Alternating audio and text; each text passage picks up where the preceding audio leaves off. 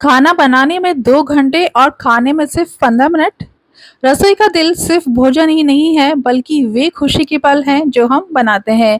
और अगर हम खाना बनाएंगे तो डेफिनेटली रसोई तो गंदी होगी ही। पर आप चिंता मत कीजिए, अब नो दाग, नो धब्बा, ओनली चमचमाती किचन। इसके लिए आप पूरा वीडियो देखिए। आज मैं आपके लिए लेकर आई हूँ खास kitchen cleaning tips and tricks. तो आइए देखते हैं आज का वीडियो।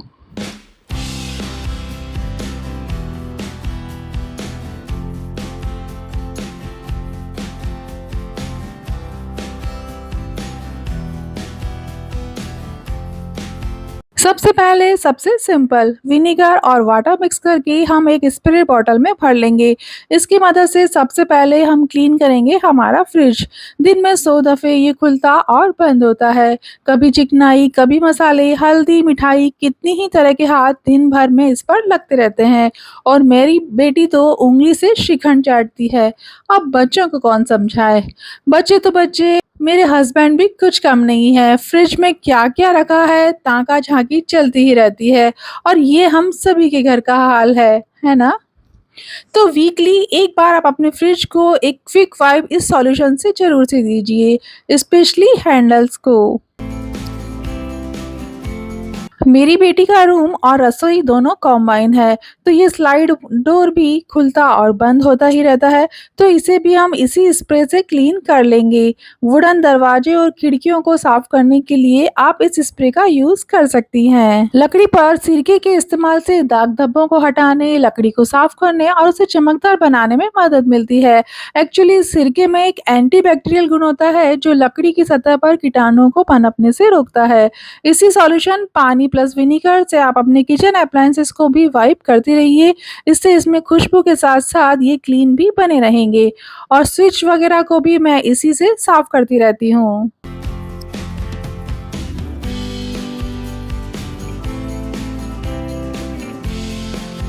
गैस के पीछे दीवार को तेल की छींटों से बचाव करने के लिए मैं हमेशा क्लिंग रैप का इस्तेमाल करती हूँ।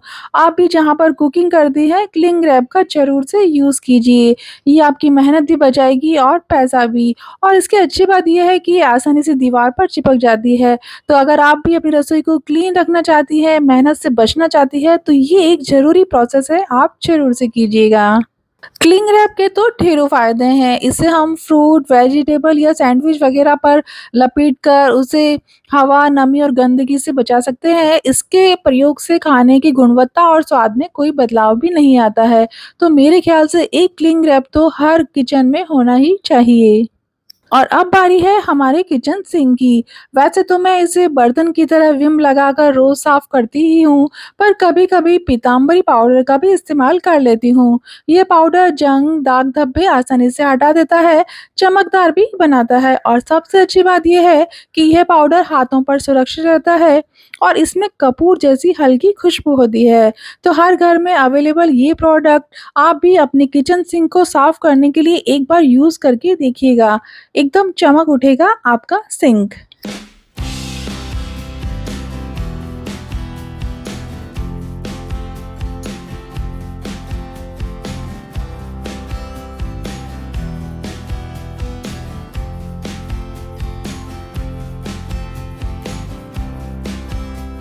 पिक्चर अभी बाकी है, अभी सफाई खत्म नहीं हुई है हमारी। रोज की पूजा के बर्तन घी, तेल, कपूर का यूज़ करने के कारण देखिए कैसे काले हो जाते हैं। तो 8 दिन में एक बार मैं इन्हें गर्म पानी, विनेगर, विम और बेकिंग सोडा के घोल में डिप करके 15 मिनट के लिए छोड़ देती हूँ, ताकि मुझे ज़्यादा रगड़ना घिसना ना पड़े। कई बार तो रगड़ घिस कर भी इनकी चिकनाई नहीं जाती है, हाथ भी काले हो जाते हैं, नाखून क्रैक हो जाते हैं। तो ये एक बढ़िया तरीका है काम को स्पीड अप और अच्छी तरीके से करने का। इसे हम साइड में रख देते हैं, तब तक एक सॉल्यूशन जो मेरा खत्म हो गया है वो बना लेते हैं। इसके लिए हमें चाहिए 1 गिलास पानी में थोड़ी-सी पेस्ट, ज़रा-सा विनेगर और डिश लिक्विड। इस सॉल्यूशन को आप अच्छे से मिलाने के बाद मैं इसे एक स्प्रे बॉटल में भरकर यूज़ करूँगी। बेकिंग सोडा, विनेगर और डिश लिक्विड के फ़ायदे तो आप जानते ही हैं। यहाँ पर हमने थोड़ी-सी कोलगेट भी मिला ली है, जिससे ये ज़्यादा इफ़ेक्टिव सॉल्यूशन बन गया है।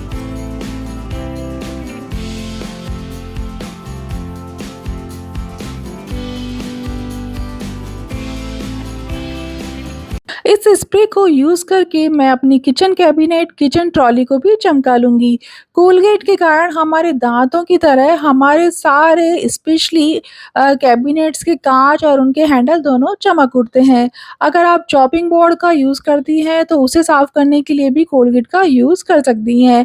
इवन जो सेरेमिक बर्तन वग़ैरह होते हैं, सेरेमिक कटोरी, प्लेटें, कप, उनको क्लीन करने के लिए भी आप कोलगेट का यूज़ कर सकती हैं।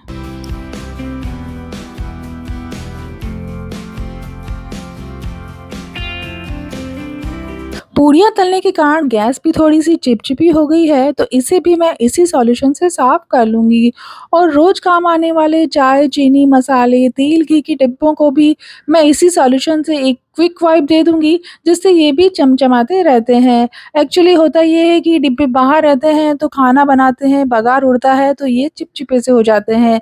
अगर आप इन्हें रोज़ साफ़ करते हैं, तो बहुत ही अच्छा है। अगर नहीं, रोज़ हम इन्हें साफ़ नहीं कर पा रहे हैं, तो कम से कम वीक में 1 बार इन्हें क्विक वाइप ज़रूर से दे दीजिए। इसके लिए आप बेबी वाइप्स का भी यूज़ कर सकती हैं, वो भी एक अच्छा तरीका है काम को फटाफट और झटपट सलटाने का। अगर ये प्रोसेस हम वीकली भी फॉलो करते हैं, तो हमें डीप क्लीनिंग की ज़रूरत नहीं पड़ती है।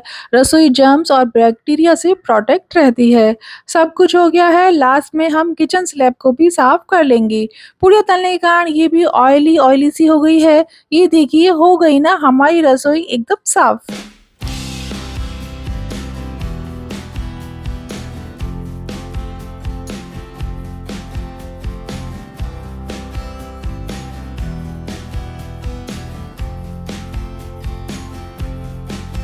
और अब बारी है हमारे पूजा के बर्तन, जिन्हें हमने गर्म पानी में गला के रखा हुआ था, तो उन्हें भी रगड़ कर हम साफ़ कर लेते हैं। अभी पानी अच्छा गर्म ही है, तो इसी गर्म पानी में मैं किचन के स्क्रब, स्पॉन्ज, बर्तन माँजने के जो भी सामान होते हैं ना, सभी इसमें डालकर छोड़ दूँगी, ताकि लगे हाथों ये भी जर्म फ्री हो सके। तो इस तरह इस सॉल्यूशन को आप 2 बार यूज़ कर सकती हैं। वैसे भी हम इंडियंस हैं, हर चीज़ का पूरा यूज़ करने के बाद ही उसे फेंकते हैं। पूजा के बर्तनों पर थोड़ा-सा विम लगाकर इन्हें मैं आपको साफ करके दिखाती हूँ। देखिए, बिना मेहनत के ही कितना अच्छा काम हो गया है। घोल में दाग गोल हो गए हैं।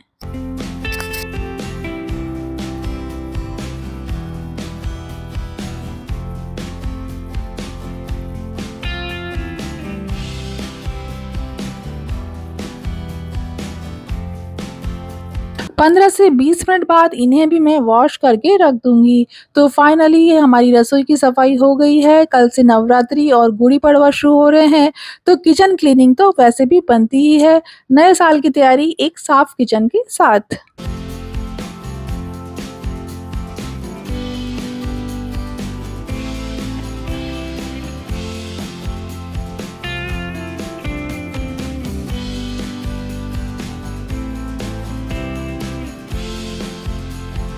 पॉलीथीन वगैरह को सील करने के लिए मैंने अमेज़न से ये एक मशीन मँगाई है। इससे आप चार्ज कर सकते हैं और इसमें एक ऑन ऑफ का बटन है। तो बटन ऑन करने के बाद 5 से 10 सेकंड बाद ये अपना काम शुरू कर देता है। बस प्लास्टिक को जहाँ पर जिस थैली को हमें चिपकाना है, वहाँ पर इसे हमें धीरे-धीरे ड्रैग करना है और हमारी थैली चिपक जाती है। पर इसमें एक ये ड्रॉबैक है कि पतली थैलियाँ तो चिपक जाती हैं, जो थैलियाँ जिनकी थैली थोड़ी मोटी है, उसे चिपकने में बहुत टाइम लगता है, बहुत पेशेंस रखना पड़ता है और फिर भी रिज़ल्ट से मैं खुश नहीं हूँ। मेरे हिसाब से तो ये प्रोडक्ट बेकार है। इसकी जगह हमारी जो क्लिप्स वग़ैरह होती हैं, वो ही एक बेटर ऑप्शन है। तो 5 में से मैं सिर्फ़ इसे 1 की रेटिंग दूँगी। मेरे ख़्याल से तो ये पैसे की बर्बादी है, फ़िज़ूल खर्ची है। आप इसे ना ही खरीदें तो ज़्यादा सही रहेगा। आई होप आज का वीडियो आपके लिए हेल्पफुल रहा होगा। आपके सभी प्रश्नों और सुझावों का भी स्वागत है। तो मिलते हैं अगले मंगलवार कुछ नए और इंटरेस्टिंग आइडियाज़ के साथ। तब तक देखते रहिए हर मुश्किल का हल सुन रही सकी का चैनल। Thank you. Bye bye.